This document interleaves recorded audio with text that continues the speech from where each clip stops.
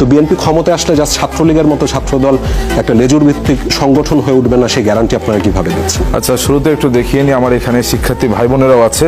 কাদের বললেন যে আমরা নাকি যখন মনোনয়ন জমা নিতে গিয়েছি বা ক্রয় করতে গিয়েছি মুহুর্মুহুর স্লোগান হয়েছে, হাতে তালি হয়েছে, শিক্ষার্থীরা ভয় পেয়েছে বা একটা ভীতিকর পরিবেশ তৈরি হয়েছে। তাহলে আমি জিজ্ঞেস করতে চাই, কাদেররা যখন নতুন ছাত্র সংগঠন ঘোষণা দিলেন মধুর ক্যান্টিনে 5ই আগস্টের পরবর্তী সময় প্রথম তাদের ছাত্র সংগঠনকে ঘোষণা করে গ্যাঞ্জাম হলো, মারামারি হলো, ধাওয়া পাল্টা দেওয়া হলো, অনেকে আহত হসপিটালে চিকিৎসাধীন থাকলো, তাহলে ভয়ের যে রাজনীতি বা ভয়ের যে ত্রাসের রাজনীতি কারা সৃষ্টি করলো?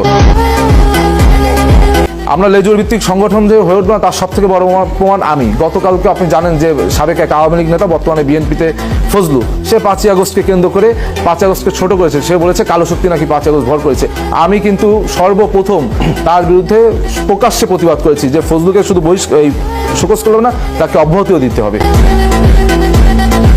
সুতরাং আমি যদি পারি, আমি ছাত্রদলের একজন কর্মী হয়ে একজন বিএনপি নেতার বিরুদ্ধে বলতে, সুতরাং এখানে লেজুর ভিত্তি কিভাবে ফিরে আসবে? বরং শিক্ষার্থীরা যদি আমাকে ম্যান্ডেট দেয়, আমি শিক্ষার্থী বান্ধব ক্যাম্পাস বিনিময়ে শিক্ষার্থীদের পক্ষে থাকবো।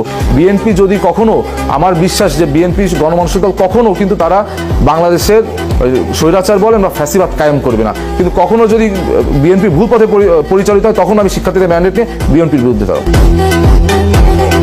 এখানে আপনার আমাদের সমালোচক কাদের আছে ভিপি পদে, তিনি কিন্তু 4টি ছাত্র সংগঠন চেঞ্জ করেছেন।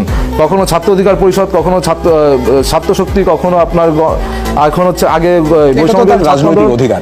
এটা তো অবশ্যই রাজনৈতিক অধিকার, কিন্তু শিক্ষার্থীরা আপনাদের উপর আস্থা রাখবে কি করে? আগে যারা 4টি রাজনৈতিক দল পরিবর্তন করেছে তারা যে আগামী দিনে 5টি করবে না, তার কি?